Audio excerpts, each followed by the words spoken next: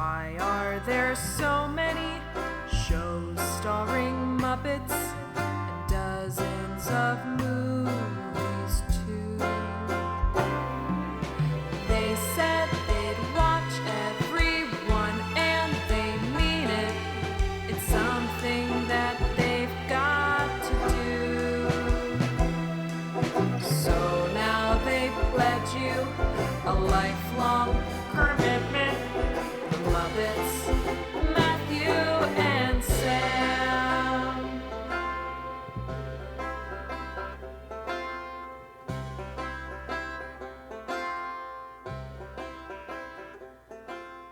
Welcome to Commitment, the podcast where two friends have vowed to watch all things Muppets. I'm Matthew Gatos. And I'm Sam Schultz. And this week, we're diving into the year 1987 with the first episode of The Storyteller and the pitch reel for Inner Tube. The countdown to Sam and Matt's birthday begins now. It's 1987, everyone. The best year that ever happened. Well, it is a brand new year. Feeling a little, optimistic might be the wrong word. We'll get to that soon. But I think this is exciting jumping into a new year anytime we find some, new shows that Jim Henson's working on, diving into some, new seasons of things we've talked about in the past, like Fraggle Rock. But I went back to revisit the Jim Henson biography a little bit from this era. This is the Brian J. Jones Jim Henson biography because watching the two things we watched this week, I was very curious what other information was out there about this time. So I don't think what I'm about to say contributes to any of this, but just for reference, around this time, at the end of 1986, going into 1987, this is when Jim and Jane, they have been separated now for a while, but they are each moving into, separate homes. They are moving out of their original home they shared to two separate homes. Matt is strongly implying this is weird divorce guy energy.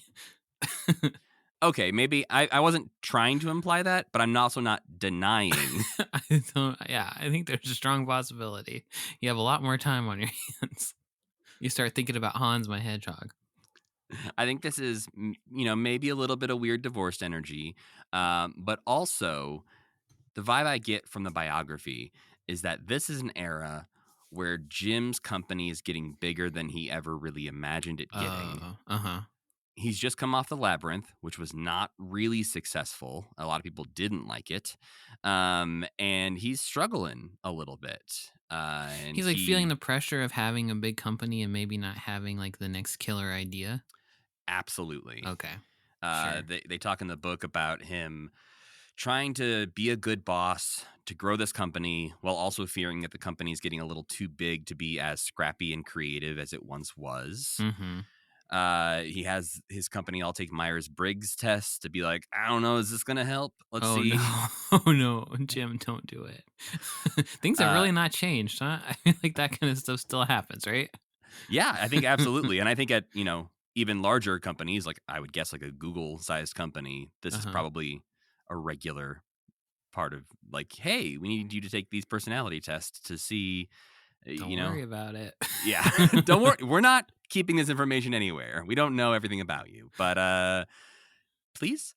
But yeah, I think it just seems like he's struggling a little bit with the size of the company and the pressure that comes with that to keep all of these people employed. And so we are entering both an era of batshit wild ideas, of throwing everything at the wall to see what sticks. We've got a period here of a bunch of pilots that don't really go anywhere. But there was also apparently, again, according to the book, an energy from Jim that he was feeling indifferent towards the things he was making.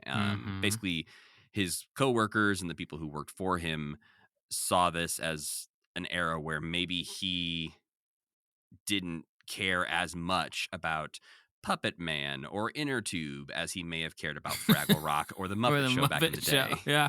Well, you and me both, bud. Yeah, and I imagine that had to be scary as an employee to be like, hey, Jim, how are those big creative brain ideas going? When you kind of just know, right? This isn't gonna pop off. Yeah, I don't think he was like, guys, InnerTube is going to buy us all yachts. They probably watched it and thought the same thing we did. What have I done? Spoiler alert, Sam, he thought that a little bit before he even watched it. Oh, shoot. That stinks. But yeah, so I think this is a very interesting time to be watching what the Muppets are doing at this time, because it's just a weird period for them, coming off of sort of a failure of a film and trying to get the ball rolling again and seeing, okay, well, what do you people want? Do you want more fantasy? Do you want Kermit? What do you want? Tell me. How's the answer to that always not just more Kermit? Is what I don't really understand. I mean, I think it will be a little bit where, Yeah. InnerTube eventually ends up becoming the Jim Henson Hour, essentially, Right. which features Kermit prominently. So I think they were like, if you want this idea to stick, you gotta You add gotta Kermit. get Kermit in there, please. But also along the way through this tumultuous period, we do have more Fraggle Rock to look forward to soon. So Okay. there's That's always good. The that. shining beacon of Fraggle Rock. Absolutely. But for now, we're going to turn away from that shining beacon and head into the dark depths of a cave and say, Sam, what did we watch this week?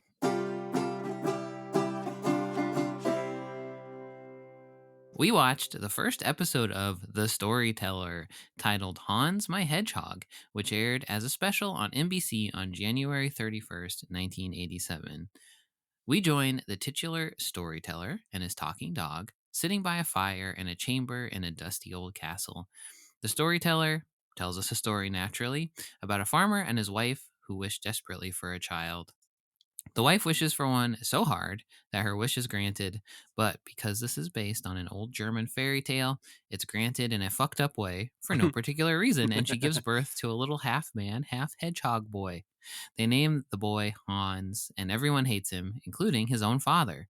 When Han gets a little older, he has a saddle made for his giant rooster and rides off into the wilderness to start a new life away from his tormentors.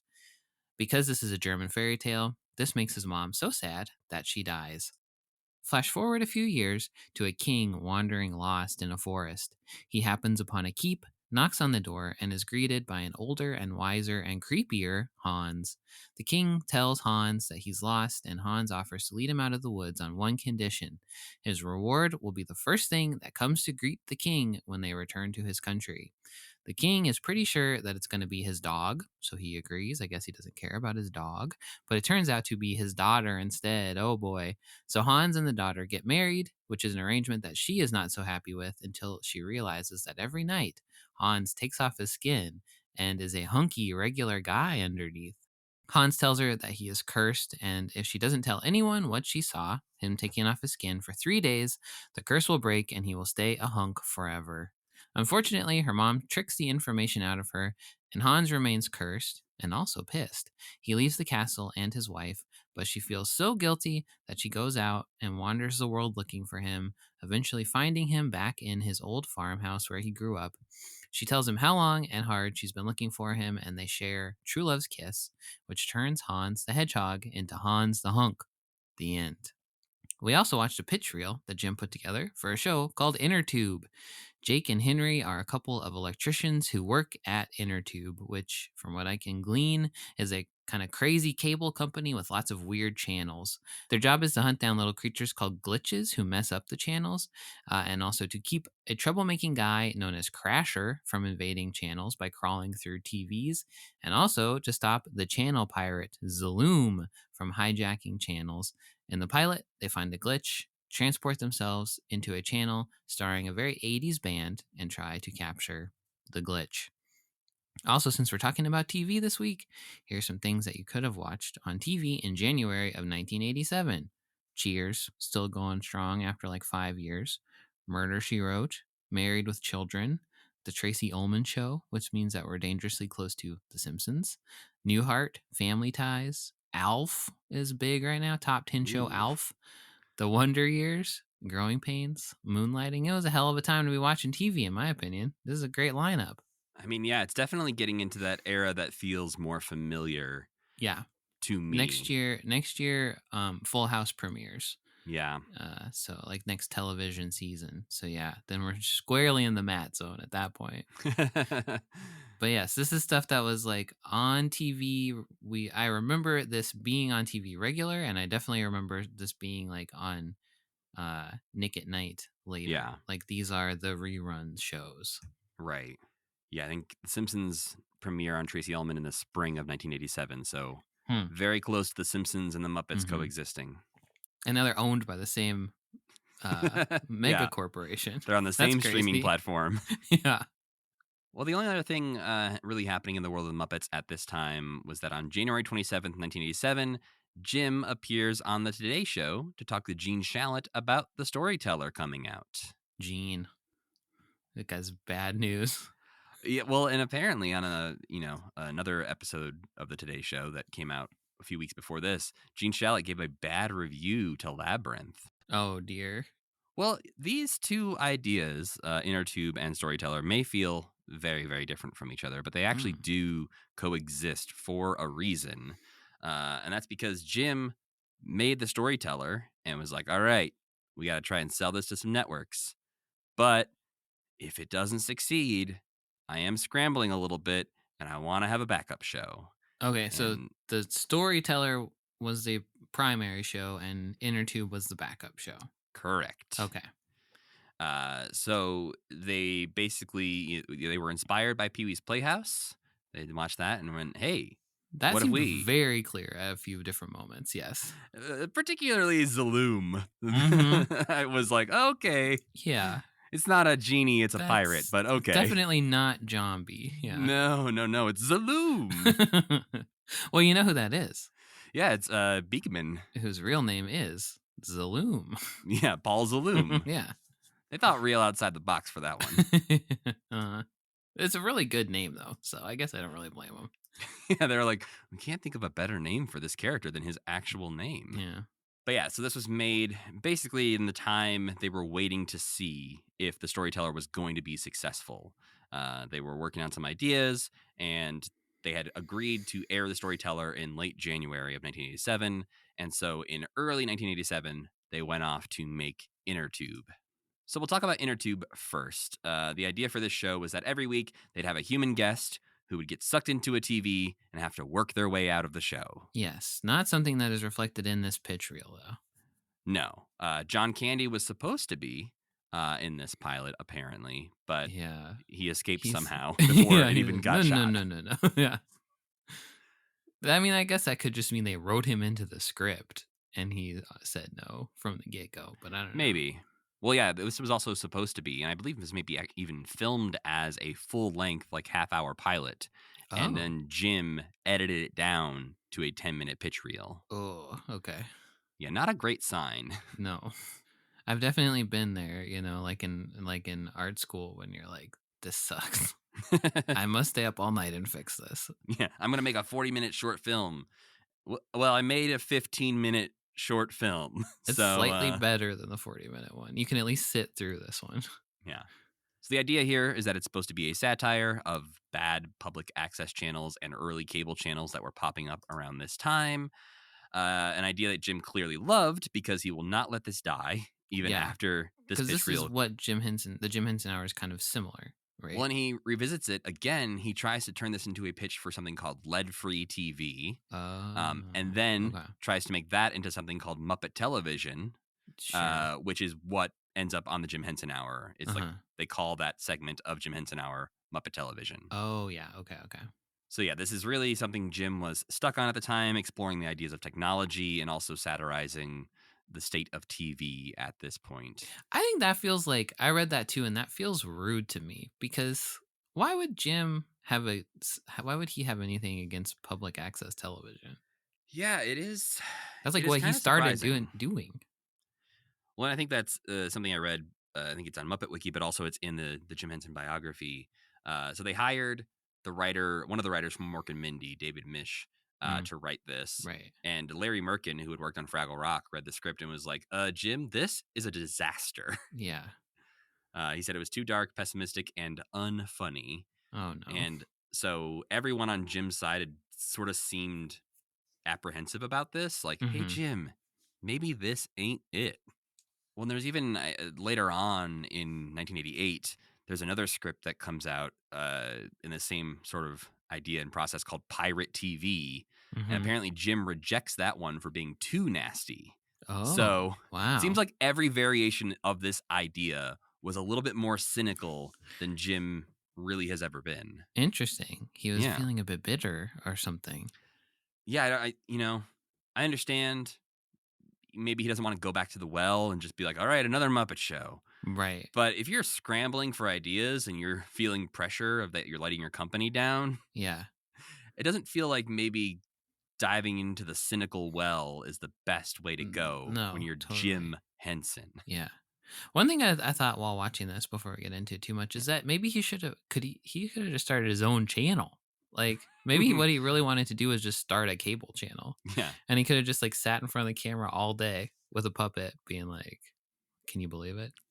Showing stuff. Like I don't know. He obviously there's something about this idea that's so attractive to him, and I feel like it is just have the Muppet channel or just have like the Jim Henson channel and show whatever weird stuff you want.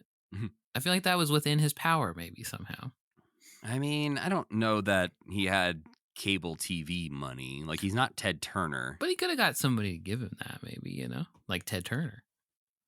Yeah, I mean, he has a big company, but I don't know if he has the team to churn out 24 hours of content. Yeah, I guess so.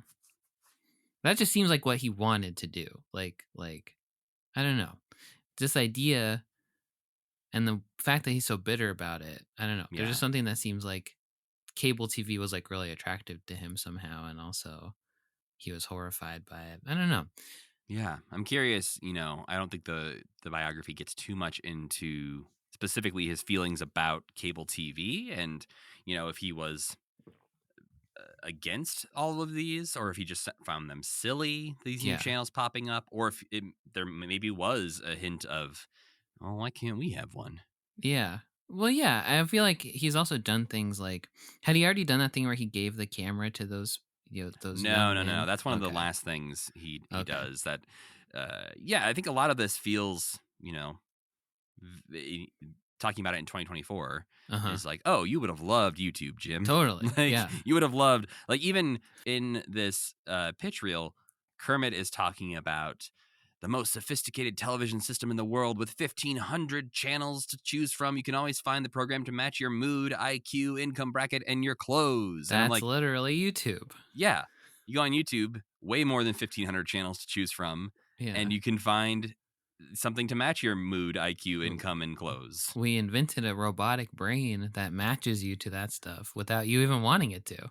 Mm-hmm. And it serves you advertisements. Mm-hmm. But yeah, getting into InnerTube a little bit, I will say this week is the shortest time of things we've watched in a while. Yeah. It was But like it didn't 45 minutes. Yeah, it didn't feel that way. Not maybe. No. InnerTube TV or InnerTube was one where I paused it and I was like, I'm only 5 minutes into this. Interesting. We'll get into it, but I paused the Storyteller so many times and rewound so many times to understand what the fuck was happening. But we'll talk about InnerTube first. I think I was expecting a hidden gem with InnerTube. Yeah.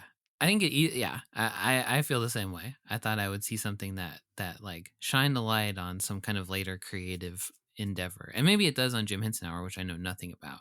Right. But this was just a mess. Well, yeah, because like I think you see stills from this, and you're like, there's some interesting and weird and some extremely ugly looking puppets in this thing that I thought might make it more interesting, like almost in going back to Muppet Show Sex and Violence kind of way, where it's like, okay, there's some wild ideas here, but I see what you're trying to do. I see the energy behind it. But for me, this just felt like it was like 10 ideas on top of each other and none of them gelled together. Yeah, I mean, it literally was just an avenue to. I mean, it's like in some ways, if you think about it, it's not that different from the Muppet Show, which is a delivery mechanism for any idea you want can just be up on stage.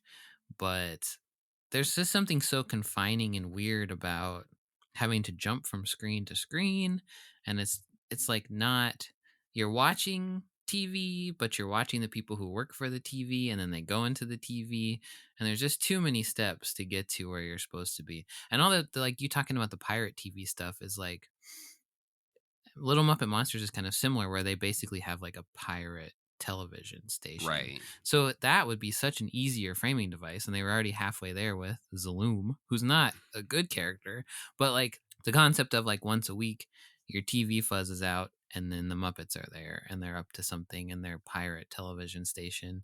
That's so much clearer than what they decided to do. Yeah, I hadn't even really connected this to Little Muppet Monsters, but it is very, very similar. Yeah. And even I think Little Muppet Monsters does it better in that they mixed things like animation and stuff into it Yeah. to make it feel like you're actually watching different Right. kinds of shows or flipping through a TV. Whereas like this just felt like I don't know, and maybe in a longer version you would have seen variations, but Mm-hmm. when the main thing you jump into is the band from the theme song, I don't feel the magic of this world. No, not really. And they don't seem like the band doesn't seem to know what's going on. And nobody just like none of the characters in it seem to know what's going on. None of them are very compelling. None of them are like going anywhere or doing anything. Yeah, it's interesting to go through Muppet Wiki on this and see the big list of original new characters, Mm-hmm. and only one of them has a Muppet Wiki page Is that because there's Digit? nothing. Yeah. Because there's nothing else interesting to say about any of them Right. besides they were in this thing. Uh-huh. But yeah, there's a lot of technical things happening at the same time. There's elaborate puppets, there's 3D backgrounds, lots of visual effects, 2D animation, all together in the opening song. The songs are very, very 80s in a way that I do not enjoy. And in a way that I feel like we've mostly avoided, actually, as we go through the 80s with Muppets. Even on Muppet Babies, like this song is kind of more annoying than some Muppet Babies songs, unfortunately. Well, and even Muppet Babies, I think, does the jumping through movies and TV shows thing better. Yeah, that's true.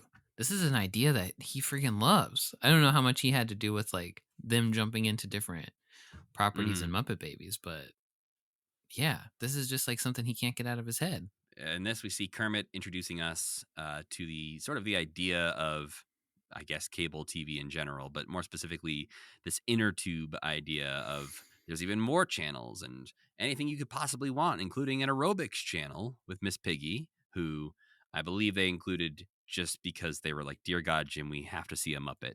That's at least what it says on Muppet Wiki. Yeah. Yeah. Kermit also, I think, was included because of, dear God, we have to see a Muppet.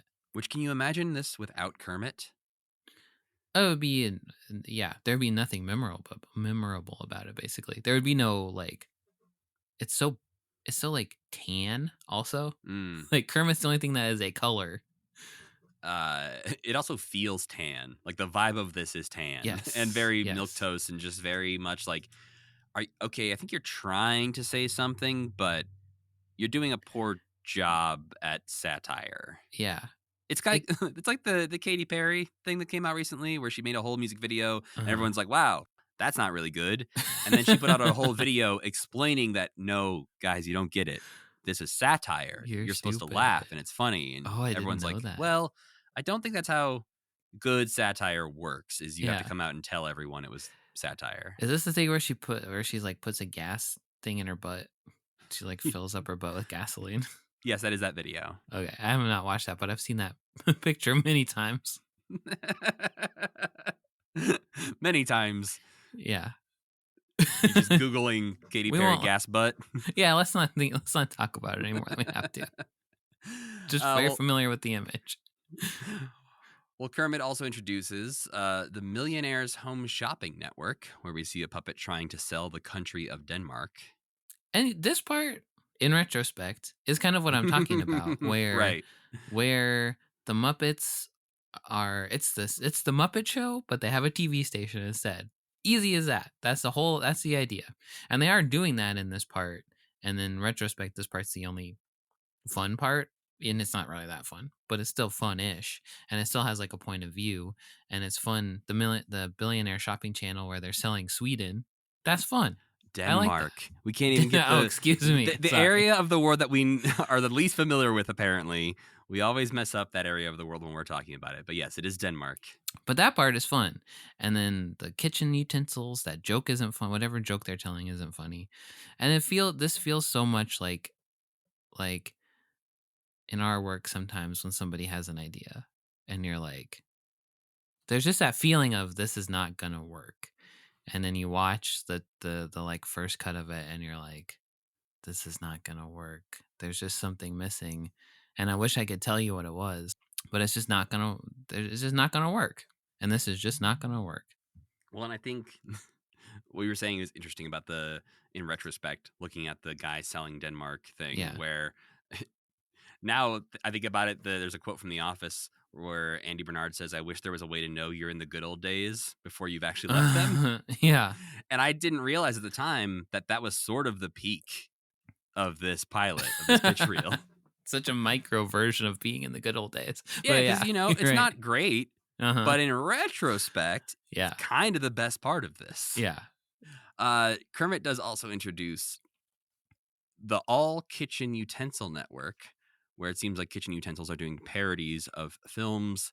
This time it's Gone with the Wind. And this might be the worst Muppet joke we've ever seen or heard. I had the exact same thought. I've been trying to figure out if it means anything. I don't think it does. There's like an egg beater and maybe a fork or something. I don't even remember. But Yeah. he's walking out and says, "Frankly, my dear, I don't give a spoon." Doesn't rhyme with damn. Nope. He says damn, right? Yeah. But there's I can't think of a utensil that rhymes with damn is the bad thing. But that's the point when you go back and you rewrite the skit to be like the Beaver Channel, and he says, "Frankly, my dear, I don't give a damn." And then at least that's something. Well, and I thought it was going to be, that they were going to blow away for some reason at the end. Yeah. Because Gone with the Wind, Yeah. Sesame Street was doing this. Yeah. Or even the Muppet Show. I think the Muppet Show did that exact joke, but Yeah. that's fine. That's fine. Let's do it again. It's better than this.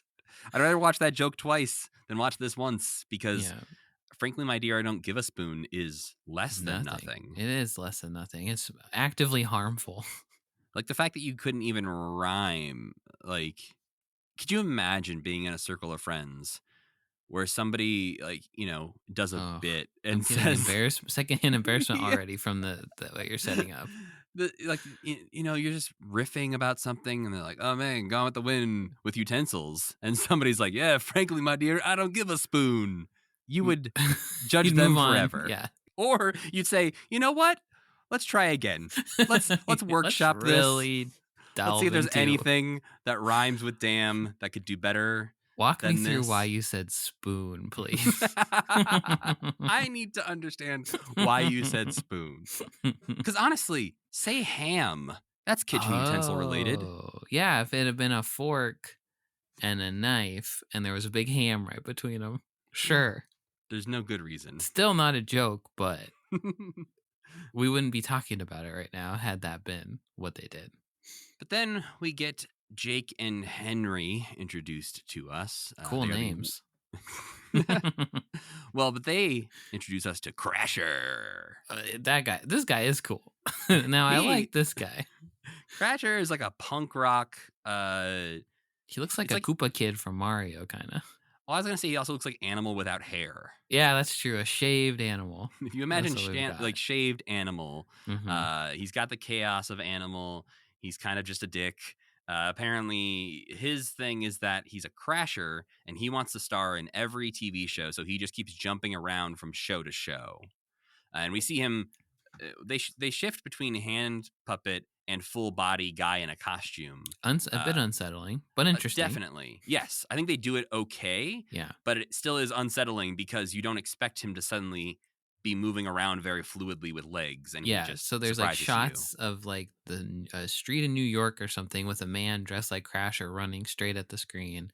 And then it kind of cuts to him crawling out like the girl from The Ring. Crawling out of the computer.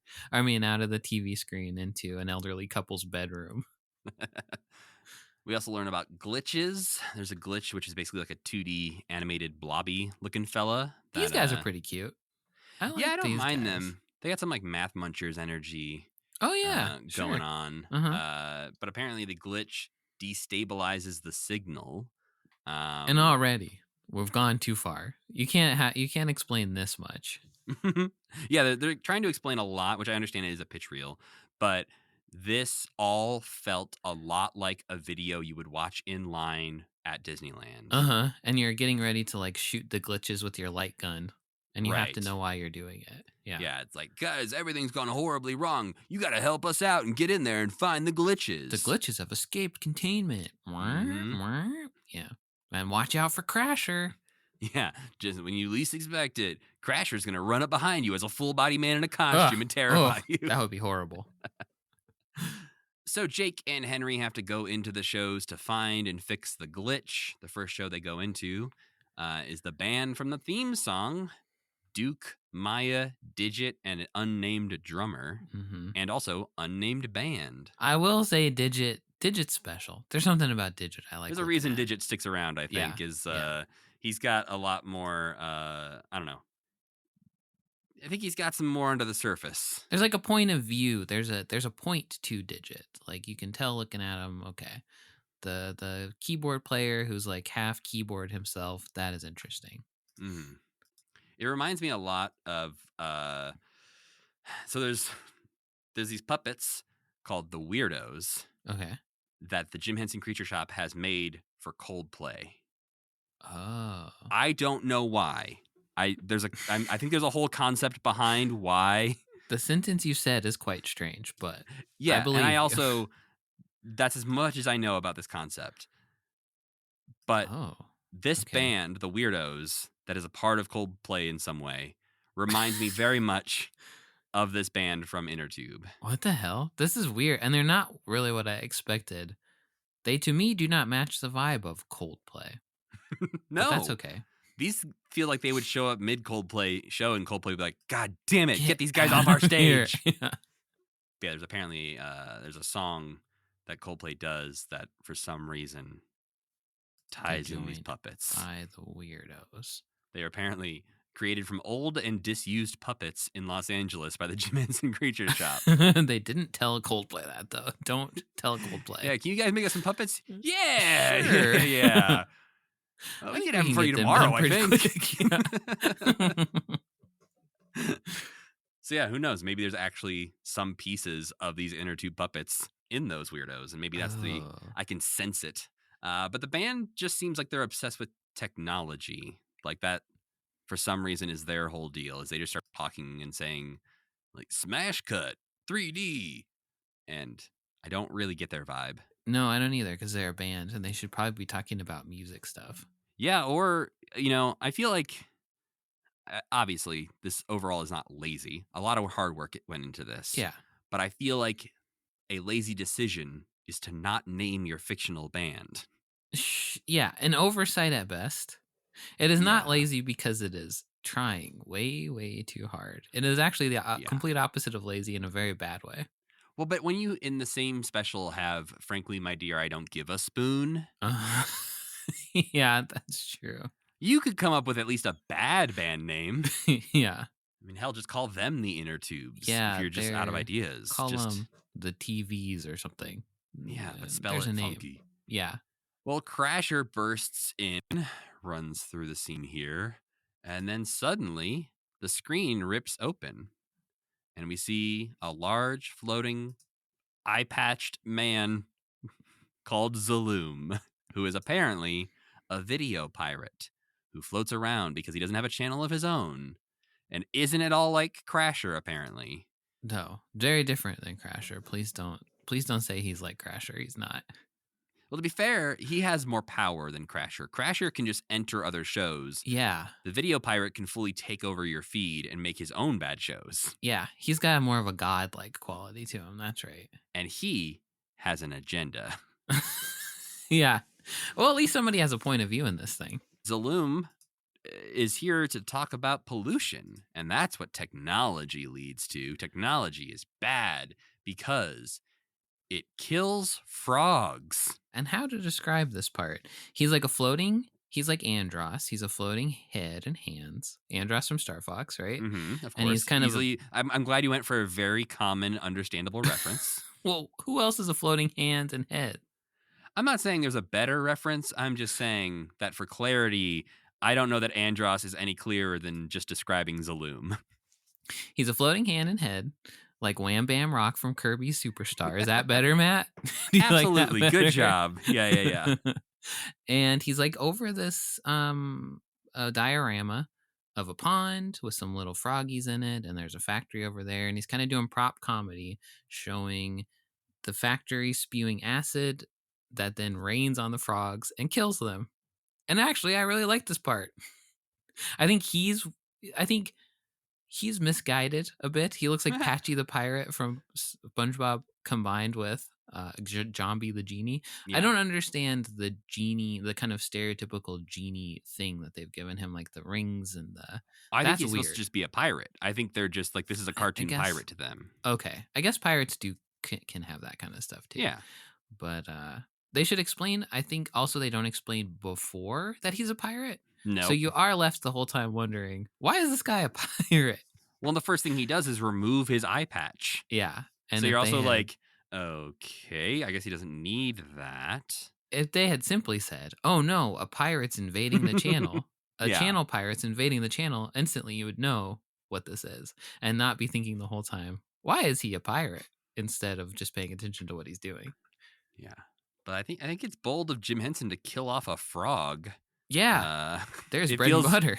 It feels like there's like a metaphor here of just like he's trying to kill off the frog and embrace this technology. It's like when somebody when somebody writes a book and then you're looking at it and be like, oh, he had a really bad relationship with his mom, and then he wrote this story about an evil mom and he didn't realize the evil mom thing.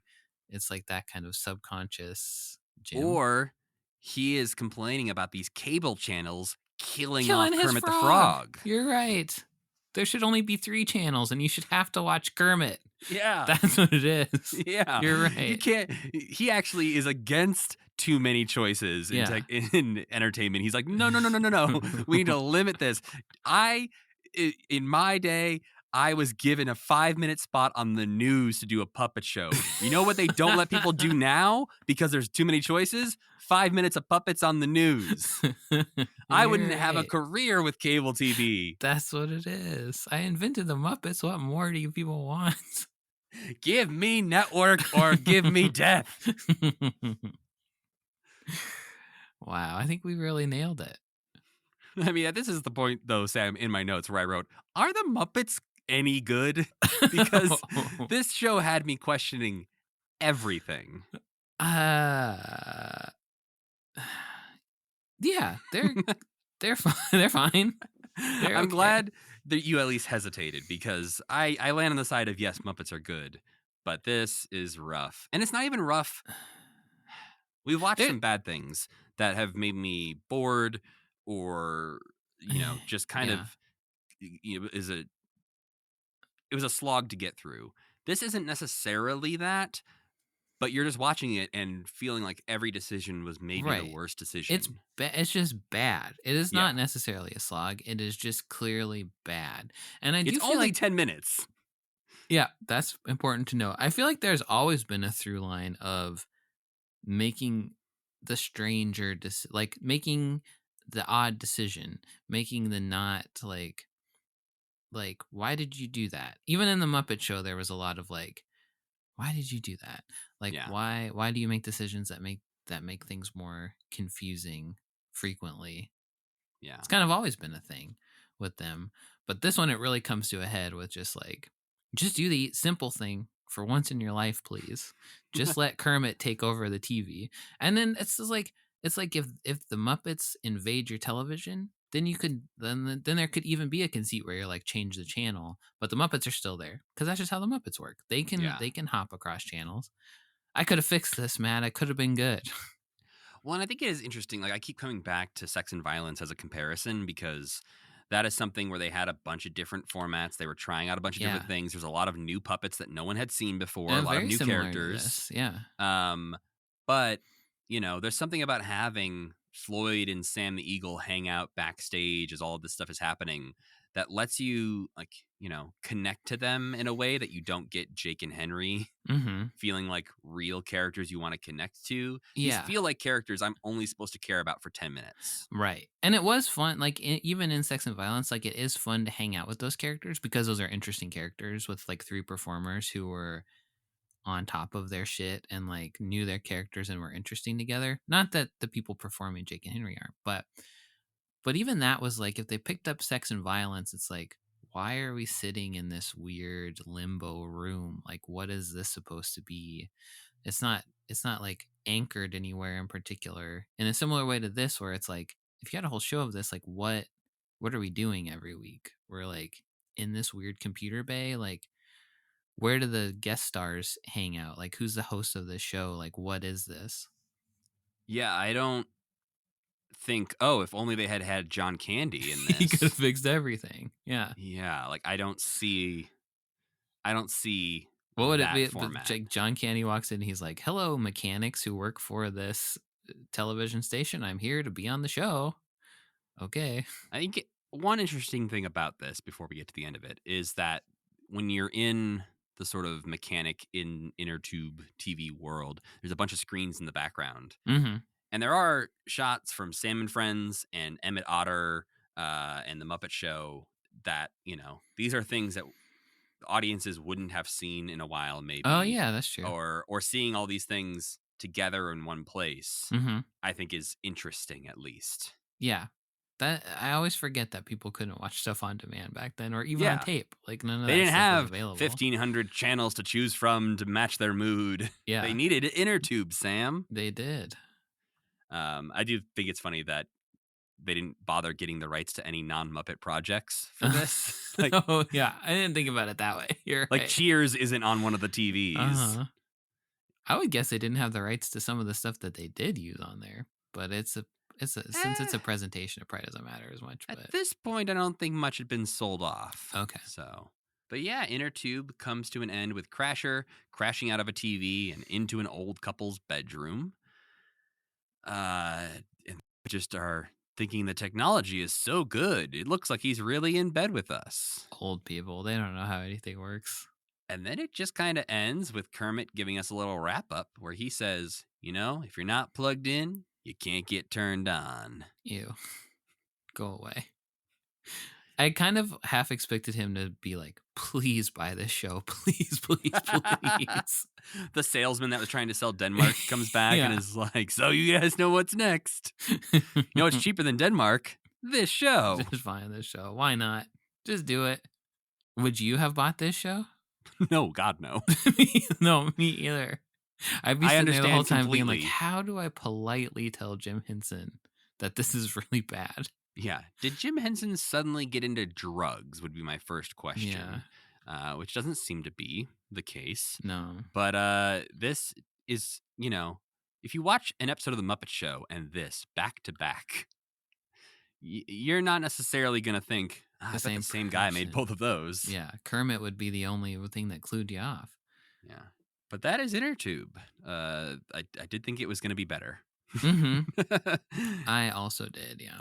But thankfully, we'll see some of those puppets pop up again, specifically Digit, showing up a few more times throughout the years. And I guess there, at least there's a silver lining that one cool puppet came out of that show. Have you ever watched the Jim Henson Hour at all?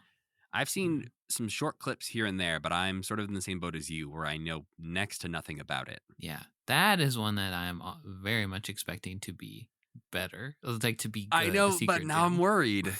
Yeah.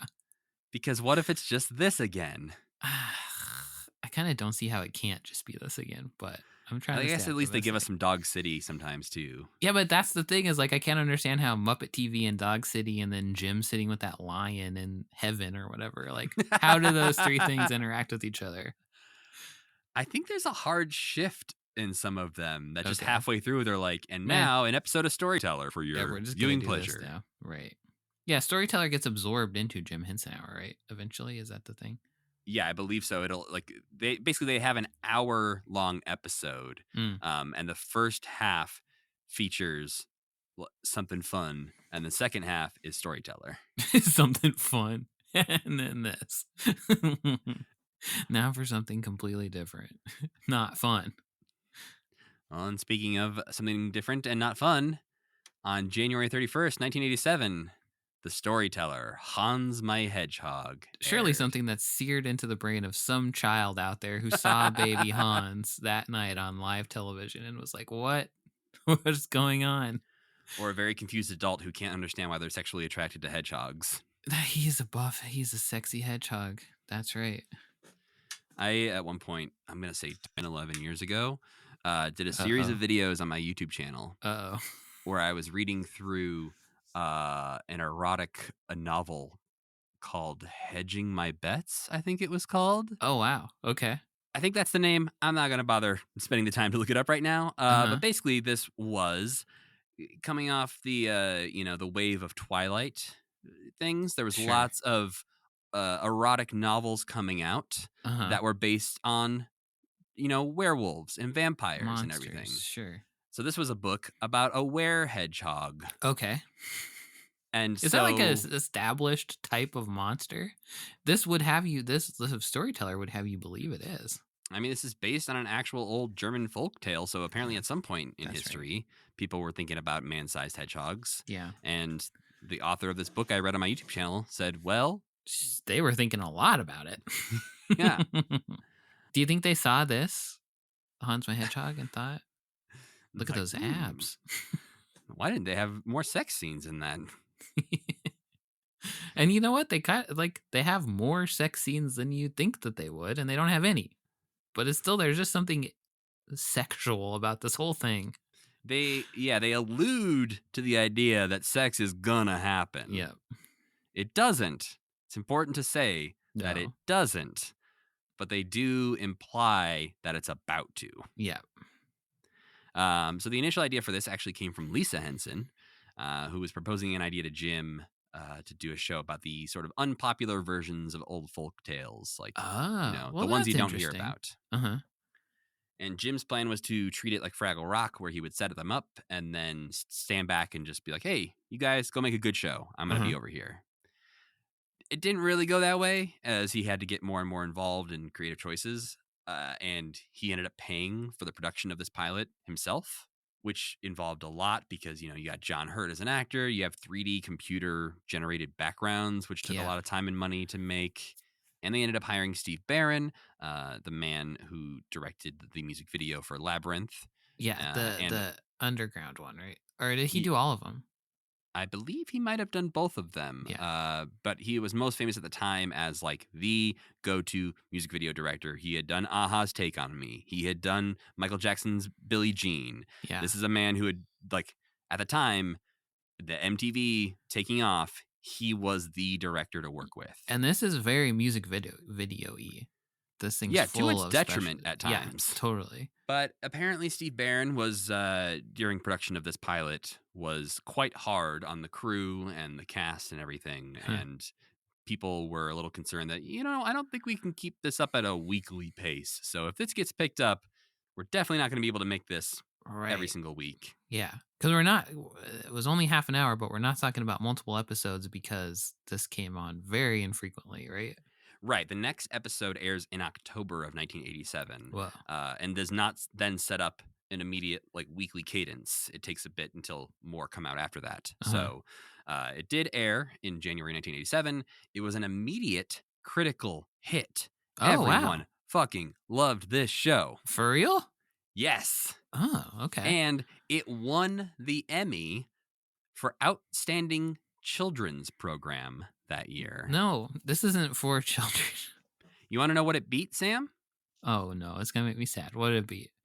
It beat things like Great Moments in Disney Animation. Walk on Air Wonderworks. No idea what that is. Okay. Young Harry Houdini.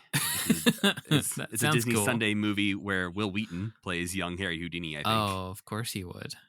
But it also beat Jim Henson's The Christmas Toy. Oh, no. This is so much worse than Jim Henson's The Christmas Toy. I'm right there with you.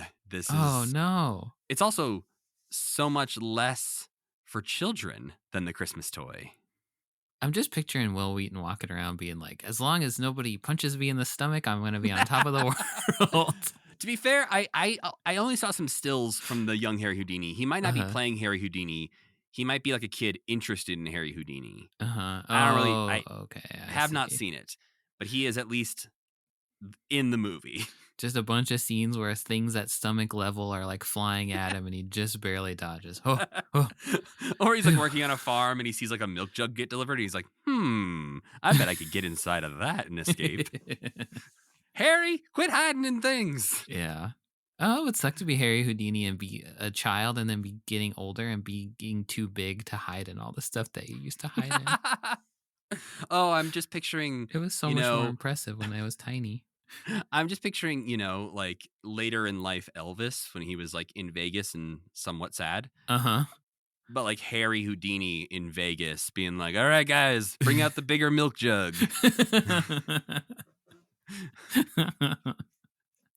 We had to build him a special milk jug. Yeah, he can't contort the way he used to. Oh, so no. That's there's a so 12-foot milk jug he's going to escape from. It's really sad. It's a lot less impressive, but you paid $15 to be here. Come on. Oh, wow. The Christmas toy. God bless it. We remember. We respect it. We would have given it the Emmy. Justice for Christmas toy. Uh-huh. The beginning of this starts off like sort of terrifying, but interesting. I think the opening credits very Tales from the Crypt, which I liked. Yeah. It also feels very labyrinthy. Like this and Labyrinth back to back makes total sense to me. Yeah, and it uses the same kind of concept as so there's a part in the underground music video where they go into the labyrinth and it's animated, and it looks very much like that recreated with models, but that bird is animated. There's like a crow flying through that's animated in a very similar way. And again, I want to be optimistic. The teases we see of some of the other creatures, little creatures, yeah. I want to see those creatures. Guy and the kind of like a dragon phoenixy guy. Those look cool. He looks a little bit too much like the Fireys from Labyrinth. Yeah, that's true. Because I had that reaction too. I was like, he looks cool. Why does he look familiar though? Yeah. I think I didn't dislike this as much as it sounds like you did, but I especially really liked this beginning. I think, but I'm a sucker for flying through miniatures like that. That's great. Well, then, yeah, overall feelings. You enjoyed this. I think it was really interesting, and I thought that there was a lot, mostly partway through.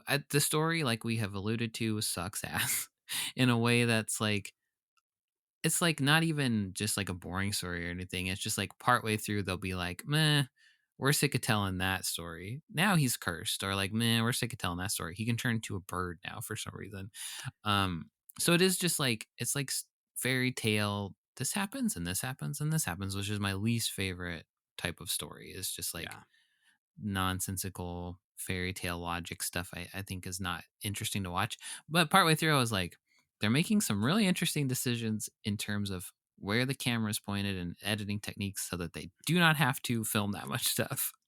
There's a lot in the darkness or in like straight up silhouette on a green screen. Yeah. Or there's like a particularly complicated part of the story that the dog just tells. He's just like, and then this, it just cuts to the dog and he's like, yeah, then Hans did all this stuff that we're not going to show you. And now here's the story again. There's a lot of leaps that you just have to go, okay, I guess that happened, or they're not going to explain why that happened. Yeah. I'm wondering now, thinking, production brain, there are a few moments where the characters are just basically blacked out silhouettes on a green screen in front of a like 3D computer generated background. Right. There are other times where they are on the bad green screen and it looks very, very, very, very bad. Yeah. I'm wondering if those other scenes looked so bad that they just dialed down the brightness and were like, they're silhouettes now. Because that is a stronger artistic choice and doesn't reveal how bad these look against the green screen. Yeah. And then it leaves some of the really bad green screen parts feeling, and it probably was to a large degree, feeling like an artistic choice that it looks that bad. when probably they didn't have a lot of options but to make it look that bad. But like you're like when there's like a scene where the king's like in front of a waterfall and it's just like this is the phoniest thing I've ever seen in my life. But yeah, it just feels like something that maybe the director just like this was this was made in the editing bay more than it was made like shooting the people, which I think is really like I thought that part of it was really interesting, and it's like constructed very competently and you can follow the story as such. And so it's not confusing because it's badly put together. It's confusing because the story is an old-timey fairy tale that they should have maybe done another pass on. But there are a few times where you're like, oh, that's a really cool way that they did that. But then also being us, we're like, they did that so they wouldn't have to do the harder thing. Well, and I understand the like. Well, the original was bad, so the new one might be bad. Yeah, Also, like that's why you adapt things. You have the yeah. power to make it better. And Yeah, for me, I right. think the leaps in things not making sense, or just the lines that feel to me, it feels almost like they think they're writing like Lewis Carroll. And what happens is if you try to aim for Lewis Carroll and you miss by 5%, Yeah. you end up in a nonsense word cloud. Then yeah, you just sound like a obnoxious tryhard. Correct. And I think that's what happened 5 times to me throughout this, where I just Yeah, paused and rewound to be like, what the hell did they just say? yeah, yeah. I thought John Hurt was good. I really liked his part. I like his part, and I wish, like, it's like he was realizing his character chronologically throughout the thing. Yeah, Because in the last like 5 minutes, he becomes way more interesting than he was in the beginning of this special. And I'm yeah. like, oh, okay, if that's what he's like throughout the rest of these, Mm-hmm. bring it on. Mm-hmm. But early on, I could not focus on anything besides his bad prosthetics hampering his performance, Yeah. Yeah, yeah, where yeah. it just seems like he can't talk and has to do ADR for everything because of his prosthetics. Yeah. But partway through, you're right. Like when I think it's cool that he is in the story too. Like he is Mm-hmm. inserted in the story. And Yeah. the part where he is flipping over the tarot cards, he's suddenly like a little bit more wacky and scampish. And Yeah. that is what runs through the rest of it. Where in the beginning, he is kind of scary a little bit. He is sort of crypt keepery, like, oh, you want a story, eh? But then when you see him later, he's like a clown. And he's way more fun when he's like a clown. And I love that he's just like in the background of some of the scenes, and I like his relationship with his dog, who I call Scary Sprocket. I like Scary Oh, Sprocket. I would call him Doggle Oh, he sounds exactly like Hoggle. Yes, you're right. because You're it's right. just Brian Henson doing his Hoggle voice, Yeah. but as a dog. Yeah. Okay. I like Doggle. That's good. But I think after the pilot, they changed the way John Hurt and the dog both look and act a little bit. Oh, okay. I think John Hurt's prosthetics change a little bit, and I think the dog looks more like Sprocket than he does here. Oh, okay. So They queued we'll him up a see. little bit. Yeah, which I'm on board with Yeah. because he's kind of an unremarkable dog. I'm glad he's Right. there, but he doesn't do a whole He lot. is He a isn't he that is interesting. he's remarkable. He's so remarkable of a puppet that he is unremarkable. A common Yes. theme in Muppet stuff, where Rachel was like, she was like, that just looks exactly like a real dog, which is amazing. But also, yes, when you think about it too hard, it's like, yeah, I guess it kind of just does look like a dog. I think what you're saying about the dog puppet is something I wanted to like touch on, is that there is so much technically good about this, Hans looks amazing. right? That like I don't know, like it feels like there's so much money and skill in this to Yeah. make this look good, that I I just wish the writing was a little better. Yeah. That is, yeah, it's a frustrating, totally understandable impulse to be so true to the subject material and be so true to the original idea, which is interesting, of Yeah, doing the gross, nasty versions of fairy tales. Like, that's like a smart idea, but it does make sense to actually make them so that a modern audience would be interested in this at all. Which I guess they I'm were won an Emmy, so I don't know. Maybe people in the '80s like that kind of stuff. well, it jumps into the story so quickly that there's like a whiplash feeling where we're just meeting the storyteller and his dog, and I'm like, okay, this is a nice little intro, and then he starts talking about a farmer and his wife laying in bed, and I'm like, okay, we're doing this. We don't get to know this guy. He's not going to make puns like the Crypt Keeper. I thought we were going to get a nice little, 4 or A 5 Doc minute and Sprocket. intro. A little Doc and Sprocket action, yeah. Yeah. But he's like, no, this isn't about me. This We're is gonna only talk 24 about- minutes. What are you talking about? We Yeah, have we to gotta we keep have to this go. moving. We have to go. So he tells the tale of a farmer and wife who are in bed. The wife is sleeping upside down because she wants to have a baby. I'm sure some of this is explored maybe in the original folktale a little bit more, Uh-huh. but I don't know. Is this a couple who doesn't know how to make babies? Is this a couple who can't Okay, have this is babies? This is an interesting question, Matt. Like, have they tried and haven't been able to have a baby? Or do they Or not are they know just that they like, have to have I don't sex? know. Why Yeah. haven't we had a baby? It's like, I don't know. No one knows how they happen. I guess I'll sleep upside down. Like, Matt, that's a does this great couple know question. where babies come from? I don't know, but reading the Wikipedia it doesn't shed any light on it either. So Isn't it? I'm just going to assume that they don't know how to have sex. I like that idea a lot better. Well, her husband is like, well, if you're, bored, you need some company. How about you hang out with a widow woman? Yeah, she hates that idea. I mean, No. fair. That's an odd proposal, which Yeah. again, maybe in different times was more common, that Yeah. widows were just hanging around waiting for someone to come be their friend. Yeah. Well, he's a bad dad and a bad husband. So But thankfully, she wishes for a child and Thankfully. says, thankfully, I don't, just give me a baby. I want one so bad. I don't care I don't what give it a is. shit. It can be anything. Even if it was as ugly as a hedgehog, I would love it. Notoriously one of the cutest animals, also. A very cute Are you animal. kidding me? Yeah, I think one of the things that bothers me the most about this is that I don't understand why she's being tortured. Like, what did she ever do to deserve poetic justice of any kind? She's dead Well, by halfway through this damn thing. Well, and I think there's a lot unsaid in this that I, again, imagine is in the original that they just skip over for time. Uh-huh. Because John Hurt says after she makes her wish, ears twitch that shouldn't be listening. As if there's some, Some force kind of or fey witch, thing. Yes. something that made her have a hedgehog baby. Right. Some little creature in the wings. Yeah. Yeah. Who Okay. was like, ah, ha, ha, I hear your wish through your open window. And then she has a hedgehog baby, and then the creature goes, "Yeah, okay. I guess I did that. See ya." Yeah, the John Hurt calls the baby a little ball, ugly as sin, And he's right. it looks exactly like the Grinch baby. That's what I wrote down too. That's what Rachel said. She watched it with me, and she was like, "That's the Grinch." It couldn't look more like the Grinch baby, aside from the fact that it's not green. If it was green, it would be, you wouldn't be able to. The Grinch baby, honestly, is a lot cuter than this thing, really. But this thing looks exactly. It's real. Like, this might as well be. They went to a lab and they made this real little horrible baby.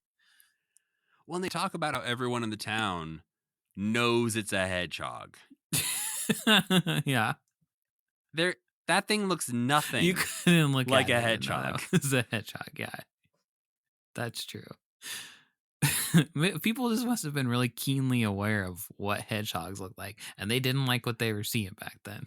I mean, the fact that like even the woman has this baby and is like, "Oh no, a hedgehog baby."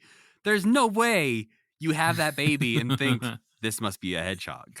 Like, you just be like, "Wow, I have the ugliest baby that's ever existed." I had an ugly, slightly spiky baby.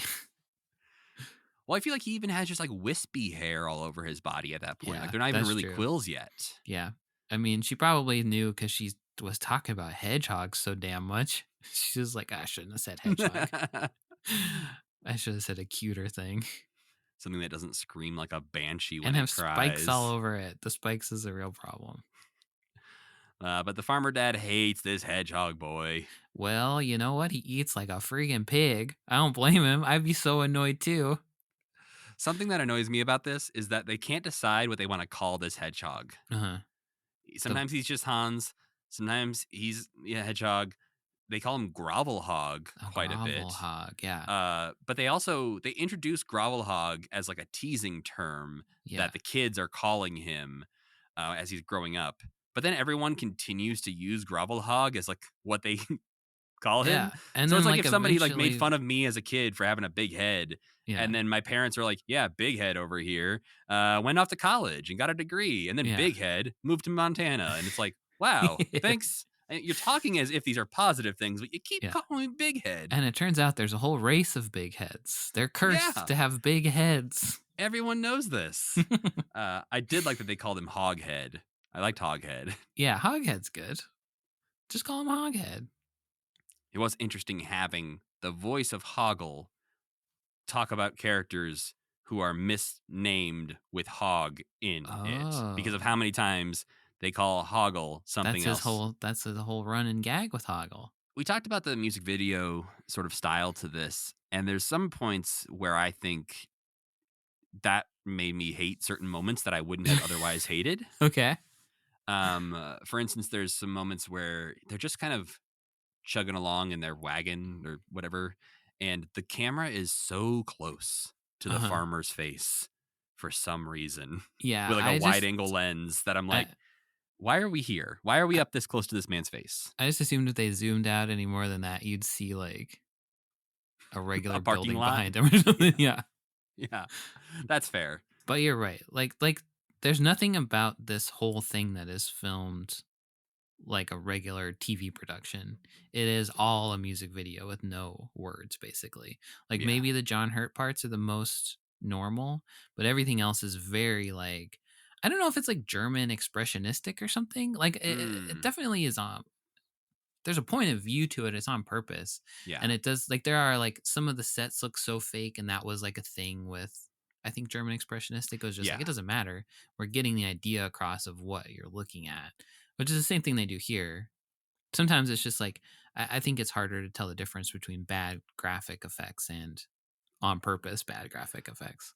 Right. Yeah. Yeah. Like if they went full Cabinet of Dr. Caligari on this, and we're just like, fuck it, we're gonna make this the most fucked up looking thing. You can easily tell, like, lean into maybe even more that music video styling. You could have had something, I think, really interesting. But because you have some really realistic looking castle sets and mixed in with just bad green screen silhouettes, I just can't really tell what you're going for. I guess I would argue, Matt, that we did end up with something really interesting. I'm going to stand by that. Visually, I was into this, and the story was just so stupid that it's hard to like defend it. But I think they did a good job. Personally, I think they like nailed what they were going for, and I still gotta respect them for doing it the easy way and knowing when they didn't need to show all the stuff, except the part where the dog tells about a third of the story really fast. That part, I was like, what are you doing? We'll get to that. First, we have the dad kicks out Hans. Seemingly, I think he just hates him. Like, Hans is like a teen now, maybe like a I think so. 18-year-old or something like that. He's cute in this part. He will not stay cute.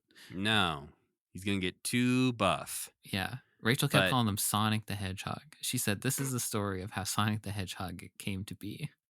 And it did make me think, if they made a Sonic the Hedgehog movie in like the early 90s, he probably would have been a little guy in a really creepy suit.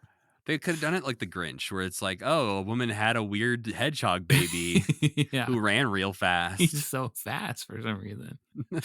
Weird enough, he's a hedgehog, but get a load of how fast he goes. But this hedgehog is not fast unless he gets to ride his giant rooster, which is introduced out of nowhere. He's just suddenly sitting by a giant fucking rooster. Well, and so when his dad kicks him out, he wanders around for a little bit and then comes back. And the dad's like, oh, thank God. I was looking for you. I'm glad you're back. And Hans is like, hey, I'm back, but I'm not staying. I am leaving. I demand you give me a saddle for my rooster. Yeah, I have a great idea. Make a saddle for my rooster. And that is a part where the music video thing kind of lets it down, because it's impossible to tell if it is the perspective making this rooster seem gigantic or if he does indeed have a gigantic rooster. I mean, he must, because he jumps on it like a horse. Oh, yeah. I mean, eventually, for sure. But the first time you see the rooster, he's just sitting on a hill and the rooster's there too. And you are left with the question, what the fuck is this giant rooster? And in the original story, this is when I started looking up the original story. You're like, is that rooster in here? He's born hedgehog-sized. So he is riding just a rooster. The It's a rooster is Stuart not. Little situation. The rooster is not giant. Yes, I think eventually he grows up into bigger because he does indeed marry a lady, but maybe not. But he's riding a regular rooster in the story, Okay. not a That does make chocobo-sized rooster. that does make more sense. Uh-huh. It's like Uh, this, yeah. It's this fantastical world. There's two fantastical things. You can have a hedgehog baby, and roosters are huge. but that's not fantastical. Everyone just knows that. No Yeah. one talks about it. Yeah. We're not scared of the giant rooster. He's normal.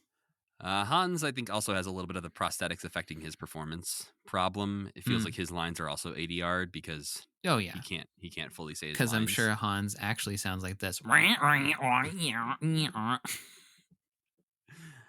But he looks great. Like you could have a movie could come out with Hans the Hedgehog today. It would be like an A24 horror movie where there's Lamb. You know that movie Lamb? Lady has a baby who's half lamb. Yeah. It would be this, and you'd see Hans and be like, "That's amazing. This is the most amazing puppet I've ever seen in my life." Yeah, they even have, some close-ups that look just fine, like, when he's up close. Like, I think, visually, as far as the effects go and everything, it looks great. I know from reading the biography, that was part of the problem of some of Jim's other collaborators were like, hey, Jim, not everything needs to be feature film quality for a 30-minute TV show. We're spending too much time and money on this thing. Yeah. There's a world where like they made just as good a thing, and Hans the Hedgehog is a little puppet, as like a little hand puppet who's like, "Hey, what's going on? Want to get married?" I mean, that'd be very interesting if instead of a hedgehog, she just had like a Grover or Bean Bunny. She just gave birth to Bean Bunny. A Grover would be amazing. Yeah. So annoying. They just the hate exact this guy. same episode of television, but it's Grover instead of the hedgehog riding off on the giant rooster. Does he shed his skin and turn into a hunk with the same voice though? Oh, maybe he turns into like Guy Smiley or something. I think he's a hunk, man. I think he has to be a hunk with the same voice and blue hair. He turns into Glenn Powell. Yeah. Blue hair Glenn Powell. He peels off a Grover skin and it's Glenn Powell underneath. He's like, you can never tell anyone my secrets. Well, Hans rides off on his giant rooster with all his supplies, and while he is gone, his mom dies of a broken heart very, very suddenly. Never to be mentioned again. Has no implications on the story. I'm not sure Hans ever even finds out his mom's dead. Yeah, to be fair, because we immediately jump ahead 20 years and introduce a brand new his character. Mom was dead anyway, probably at that point. She wasn't that old when he left. She could still be alive. It's ancient times, though, Matt. She died of it's either a broken heart or she got, a paper cut or something. It was like, damn it. Stubbed her toe, and then that was the end, yeah. 20 years later, we meet a king who has gotten lost in the forest and can't find his way back to his kingdom.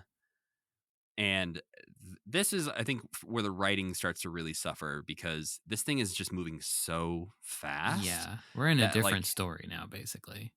Well, yeah, and I just don't feel invested. Like, I didn't care that his mom died. I don't know who this king is. Why should I care about this king? Is he also going to be gone in 2 minutes? Who knows? I guess I cared that his mom died, and then that didn't matter that I cared that his mom died. Right. So no matter how you slice it, you're not going to win. But yeah, like I mentioned, there's always lines that are written that Lewis Carroll sort of way where I'm like, does that mean something? The one I wrote down is when he's talking about the king, John Hurt says, when he heard a sound, which was a bitter sound and a sweet sound all at once, which began like hello and ended like goodbye. Yes. And then they bring that line back later. They loved it so much. They do that a few times. There's like lines they reuse in different contexts, and I don't think they make sense in any of the contexts, but they just say it as if it's poetic enough that you'll be like, yeah, you get it. And I also think that the sound they're talking about is the bagpipes. I think so too, because that's the next time they use that. Yeah. When they're saying a bittersweet sound that sounds like hello and ending like goodbye is when they're describing bagpipes. In the original story, he plays bagpipes too, so I'm pretty sure.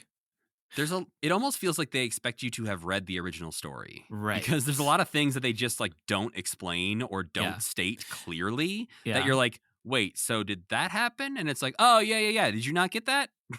Yeah, it's like you're watching Deadpool and Wolverine, and you're like, hey, I know that character. But then you're watching Hans My Hedgehog, you're like, They brought the bagpipes back, the classic bagpipes. Oh shit, I didn't think they were going to have him play Hans's bagpipes. bagpipes, yeah. Well, the king stumbles upon a giant castle where he knocks on the door and he's greeted by Hans the Hedgehog. He's got a fucking castle. Huh? Why? I don't know. Maybe he found it? Murdered whoever lived inside. Could be. He's a very welcoming host, though. They eat some dinner, and then after dinner, Hans is like, hey, I got a little treat for you. I'm going to play some bagpipes for you. Hell The most yeah. relaxing post-dinner instrument. Maybe that was the only instrument that existed at the time. I don't know. They had lutes. Yeah, they had flutes. Yeah. We also don't really know when this takes place. It's just sort of medieval. Mm-hmm. There was another line. I literally said out loud, "Are you fucking kidding me?" When John Hurt says, well, this king woke up the next morning after a night of the kind of dreams you only dream about. This is a king who just ate dinner with a bagpiping hedgehog. How weird could his dreams have been? Yeah, I suppose that's a good point. But then the king apparently wakes up under a tree near his old kingdom. Yeah. And I guess the hedgehog carried him back there while he was sleeping. They don't explicitly say that. But this is the part of the story I think you were referencing where you're like, and then they just don't show anything. They just tell you all of this happened via a dog. Via the dog busting in, saying, the storyteller's doing a bad job telling the story. Let me take over. Which is wild because, so John Hurt's describing the king dancing with glee and saying like, hey, the king was so happy. He's back to his kingdom he couldn't find. And then Doggle interrupts and is like, I've heard this story and you're telling it all wrong. And then he doesn't correct anything that John Hurt said. Well, does he fill in the fact that about the prize being the first thing he sees?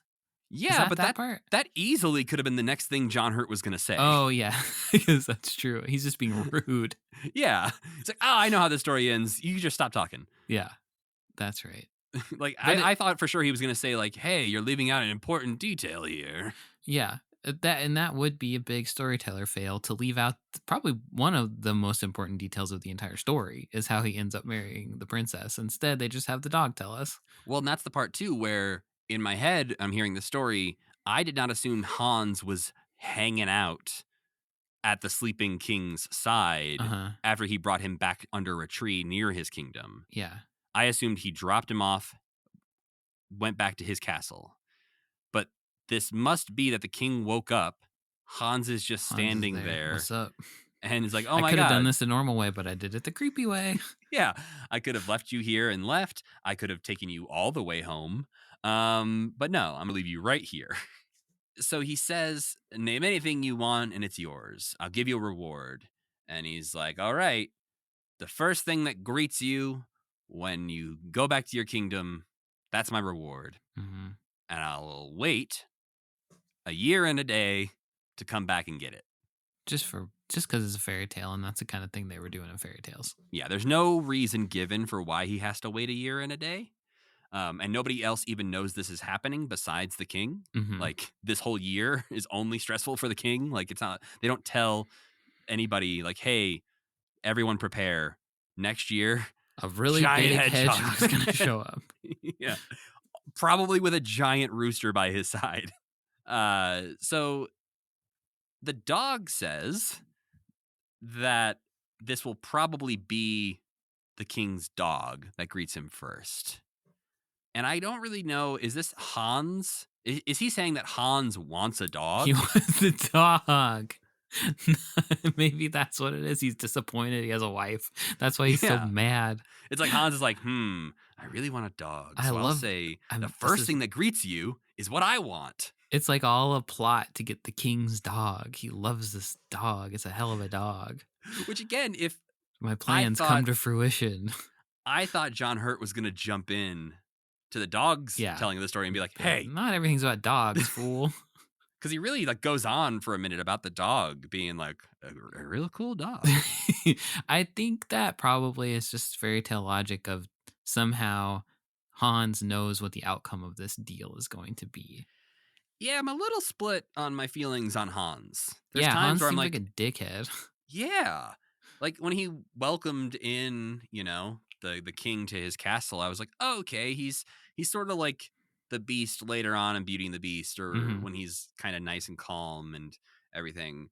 And then he very quickly turns into Angry Beast at Yeah, times, yeah. and also is very conniving and like, I don't understand why what happens next is so important to Hans. Like, we don't necessarily learn that he has been pining away hoping for a bride. No. No, but I think there is the thing that we don't know yet is that he is cursed and that he Right. needs true love to be True. uncursed. Much like Beauty and the Beast. Yeah, but we don't With see him learn that or anything like that. He just brings that up way later. Yeah, and he also doesn't we don't have like a side character who gets to tell us about that. Yeah. We to be fair, we have side We have a characters guy. We have a whose guy job who's to tell us all is the that. parts of the story. Yeah. So maybe They he's just a really bad storyteller. Rachel at the end of this, it does get very Beauty and the Beastie, and Rachel was like, "This is just Beauty and the Beast," and it did make me think Jim Henson probably could have made a hell of a Beauty and the Beast movie.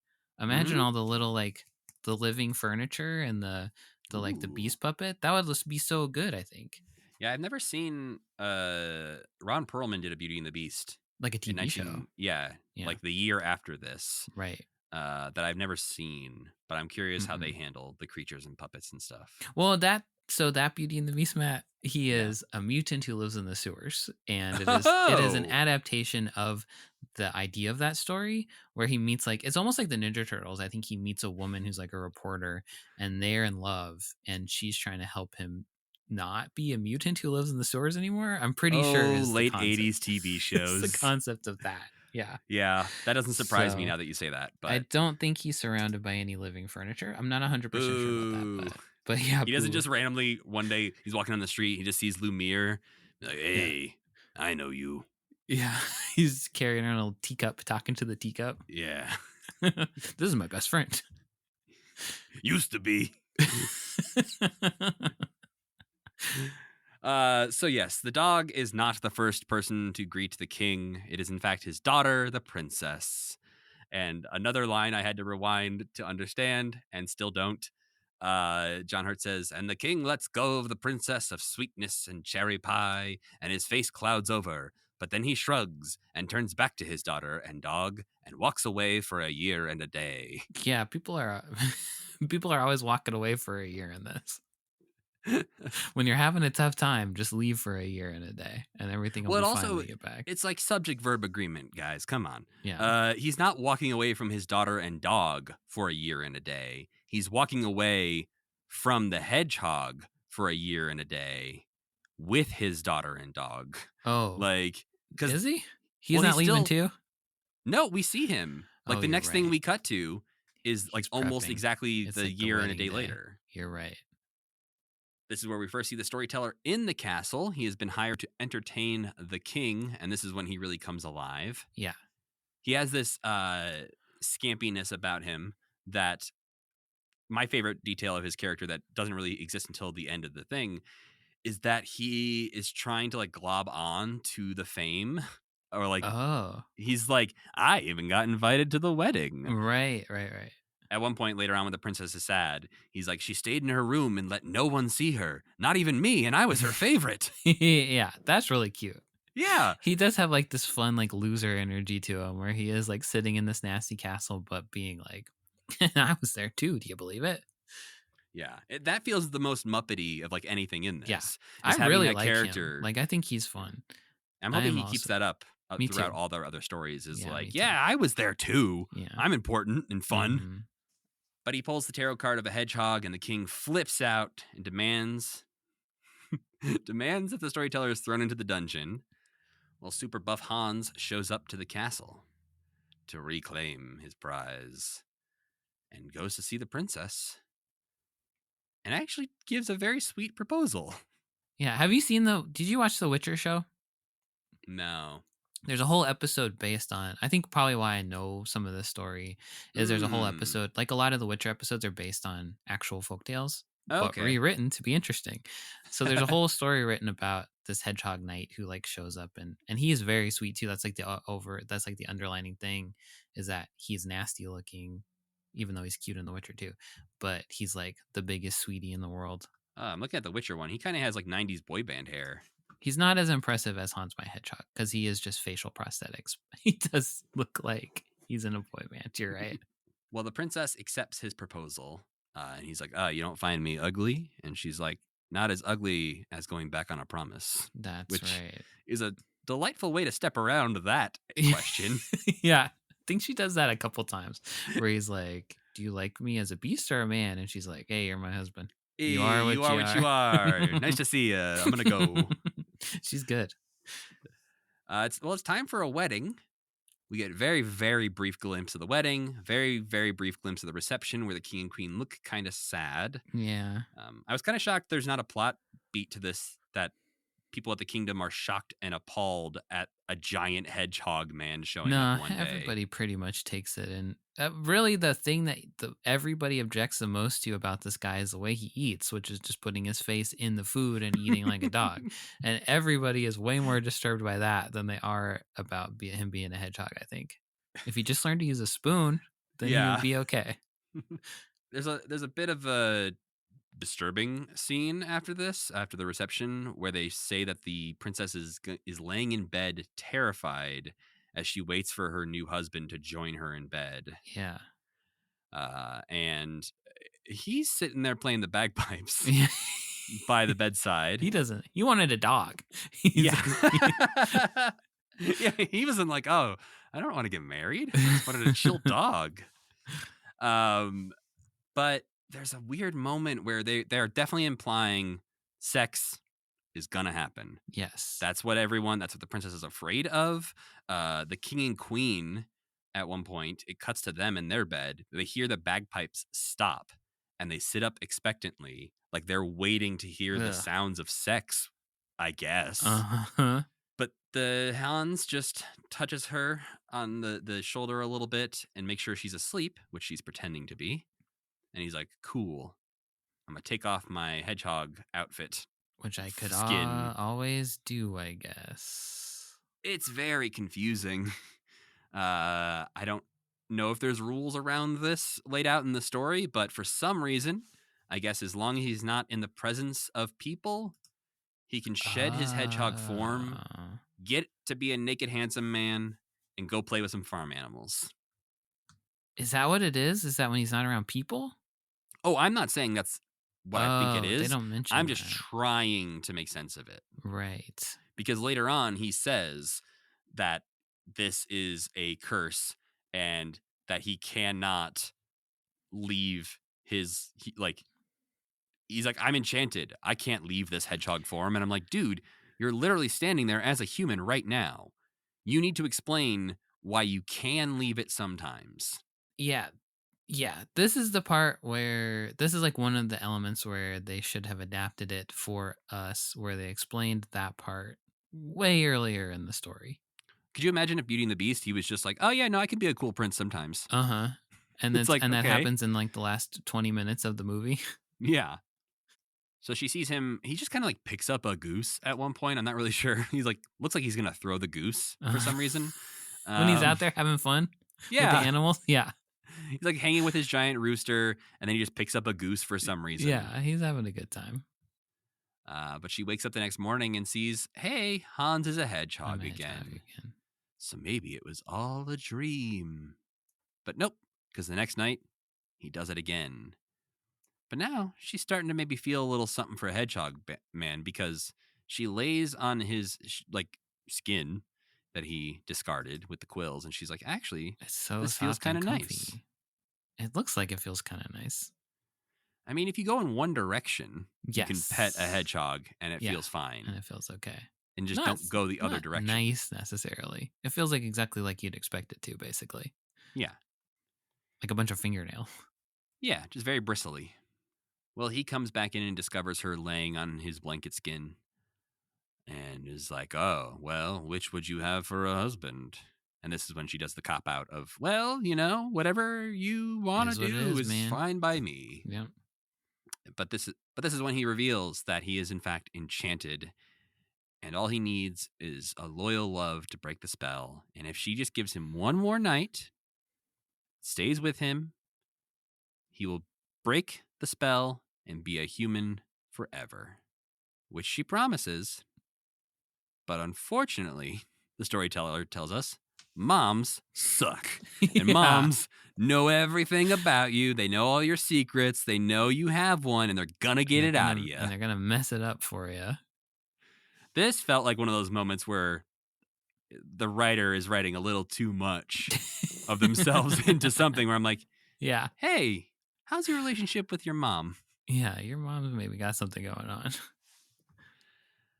But it does turn out to be true because she skips down to breakfast the next day. Her mom's like, you seem too happy. This is a problem. You're married to a hedgehog. What's wrong with you?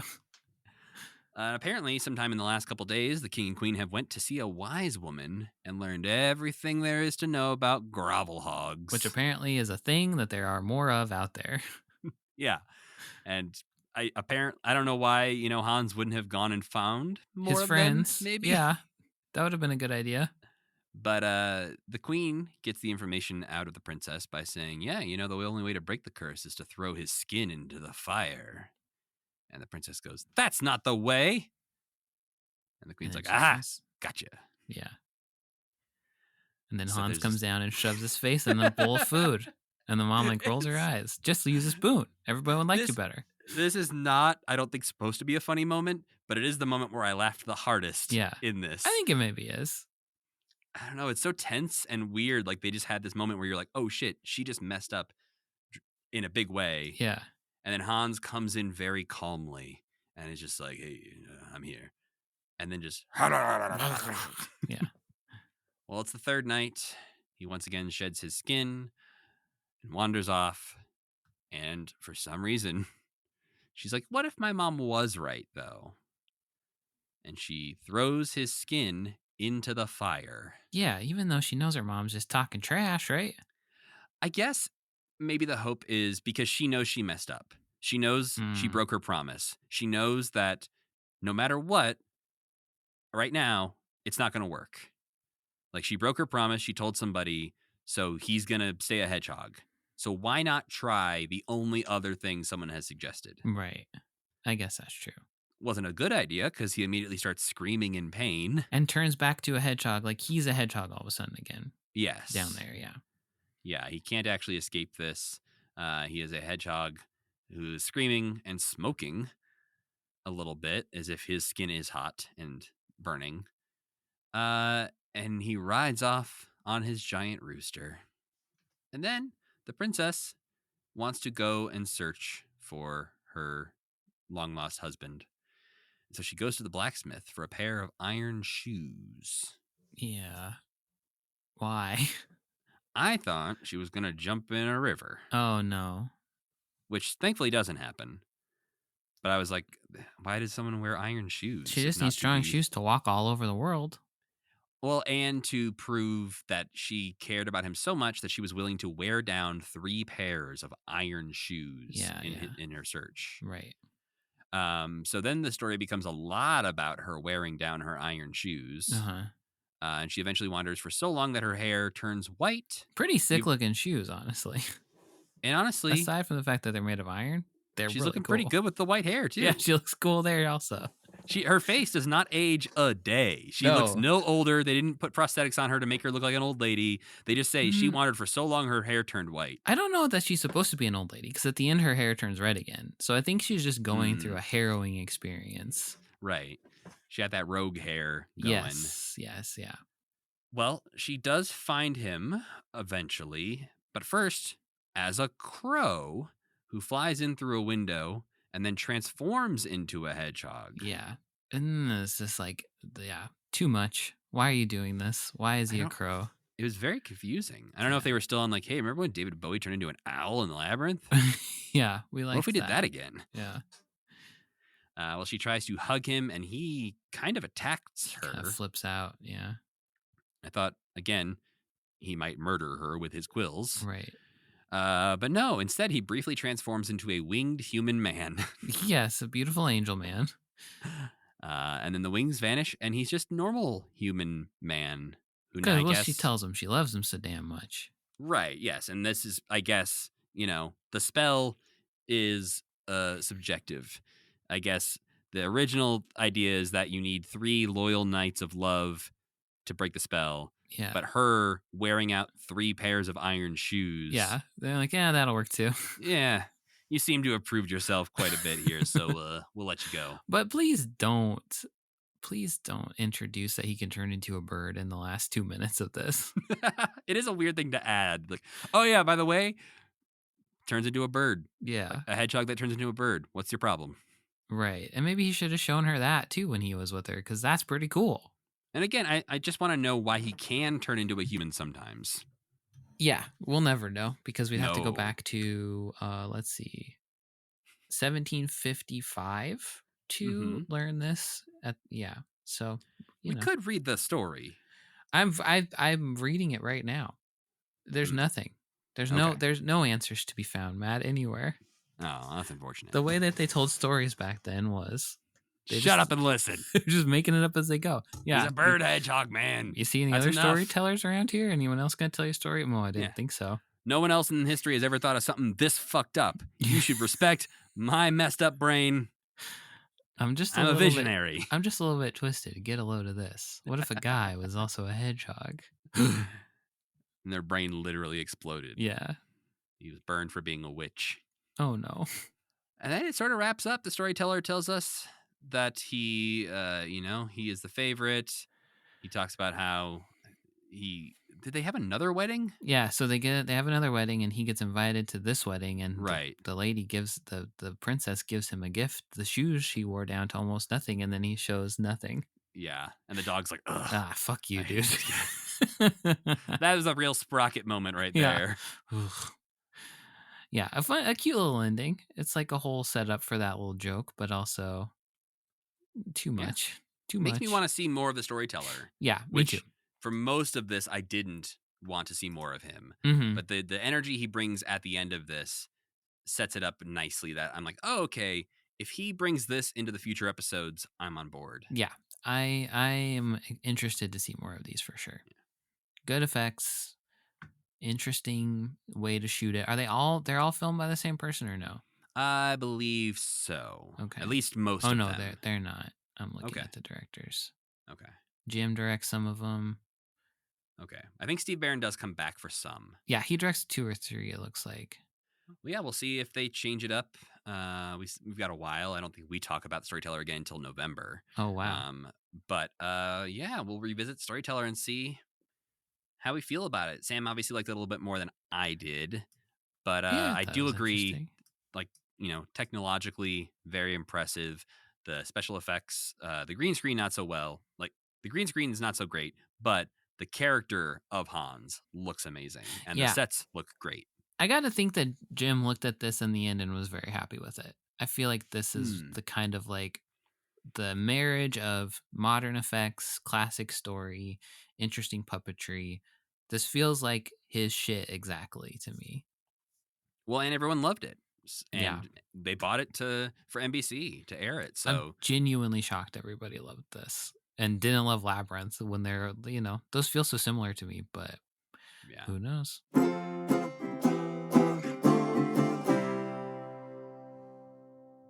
Well, Sam, I gotta ask, what non-Muppet things did you enjoy this week? We watched Ghost Dog, The Way of the Samurai. Have you ever seen that?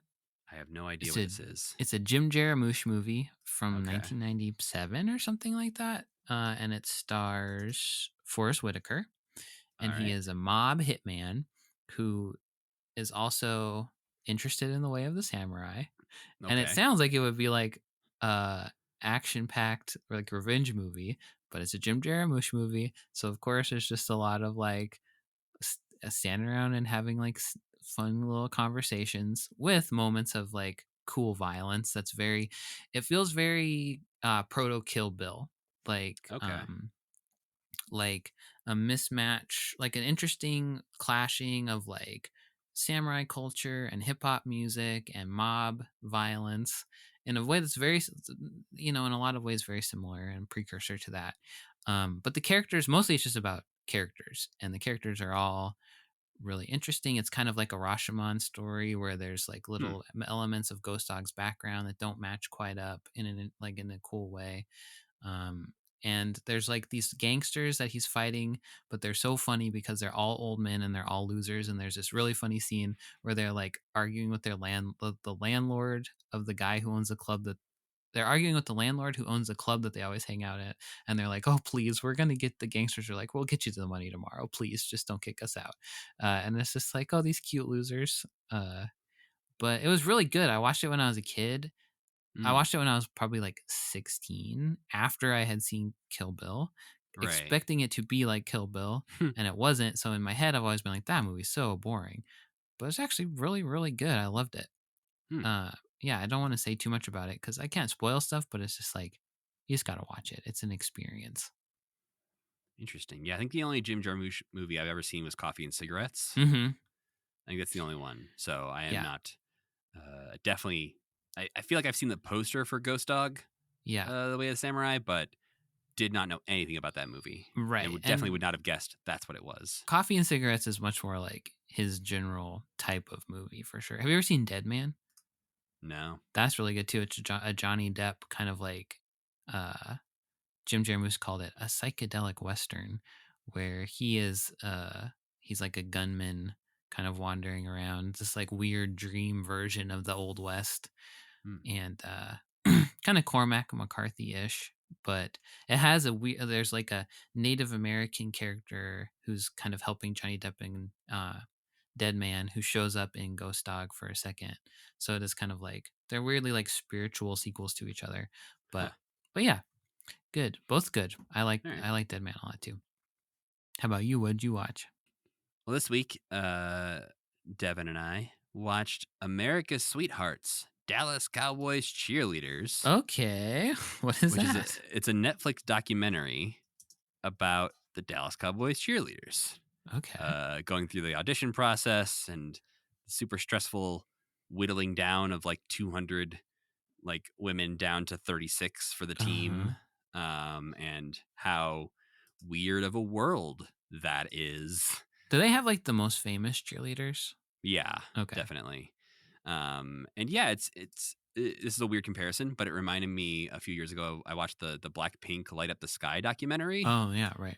And these are two things that the documentaries are very different, but they are two things about worlds in which I do not spend a lot of time. Like, I'm not that big into football in general, but specifically Dallas Cowboys don't really care that much about. And K-pop also don't listen to very much. But these two documentaries I think are both really interesting because they make you care about these things that you don't really care about. Right. I'm not necessarily going to go run out and buy a Cowboys jersey or watch football games just after watching this documentary, but it was interesting. Why did you choose to watch this? Oh, Devin wanted to watch it. Okay. And the first one, I was just like, oh, okay, yeah, I'll watch it with you. Not necessarily expecting to be pulled in and watch the rest of them. And then I was like, so are we going to watch some more? Oh, so it's a series. Yeah, it's like a 7-episode miniseries on Netflix. Well, Sam, before we get out of here, I got to let you know what we're watching next time. I'm going to say it's a little bittersweet. Oh, okay. Because next time we are going back to Fraggle Rock. All right. But for the last time, huh? It's the very last season. Season 5 of Fraggle Rock. I'm going to miss these little guys. They're kind of the last thing I have left. In life. Yeah. This is all the joy you have. This is it. Everything else from here on out is weird. It's all downhill. Well, for those who might be saying right now, weren't there only 4 seasons of Fraggle Rock? You would be partially correct. There were only 4 production seasons, but they decided to split up the last season into 2 seasons of television. So season 4 aired as 13 episodes on HBO in early 1986, and season 5 aired as 13 more episodes in early 1987. So if you didn't catch us discussing the season 4 episodes of Fraggle Rock, you can go back and listen to episodes 135 through 138 of this podcast. And next time we'll be back to discuss the first 3 episodes of season 5, which are Mere Mere, The Riddle of Rhyming Rock, and The Voice Inside. And we need to thank our friend Tuna for making the music for this podcast and Cassie Wilson for singing our theme song. Don't forget to go to commitment.com for all your commitment needs.